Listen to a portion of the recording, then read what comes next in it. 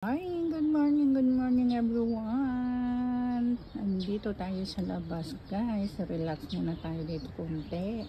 At mag-video muna tayo. Ayan, dito ako sa likod ng bahay namin. At ang sarap, mahangin. Then, halo, lamig, hangin, init. Ang ganda guys, tingnan mo yung puno dito sa likod namin guys, ang daming ibon. Hindi na natin kailangan magpa-music kasi yung ibon nagkakantahan na sila guys. Ayan po yung loob ng puno. Grabe guys, parang mayroong nakatira dito, kaya paggabi hindi na ako lumalabas kasi natatakot ako. Napakatakot itong, pero may ilaw naman dito guys, pero ayoko lang lumabas, natatakot lang ako. Kaya ayan, pag araw dito ako sa likod, dito ako minsan natatambay. Ayan guys, ang daming ibon. Ang daming ibon dito. Hindi ko alam kung ano yun o. Mayroong nakalagay na kulay-kulay sa tuktok.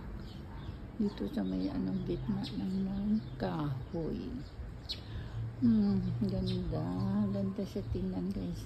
Pag araw, gustong gusto ko siya videohan kasi ang lawak nito guys. So, gumagapang siya. Parang napaka-bakod na namin dito. Ayan. Hanggang doon yan guys.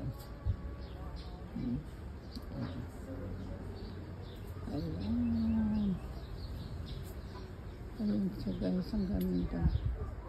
Bakod na namin dito sa likod. Ayan. Ang daming ibon.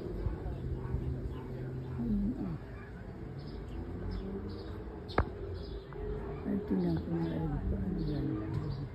Ayun guys, hindi ko alam kung ano yan. Baka naligaw lang yan. O diba, pulang-pula siya. Ayun. Yun yung mga ibon. Andyan, ang daming ibon dyan sa loob. Ayan. Hinahanap ko yung mga ibon. Kanina ang dami sila dyan. Ang dami sila dyan. Diba? Ang dami nila kanina. Hindi ko alam kung bakit nagkandawalaan yan. Nagkakantahan sila dyan. Hindi nang pulang-pula talaga. Kaya yung ayan. Okay, bye.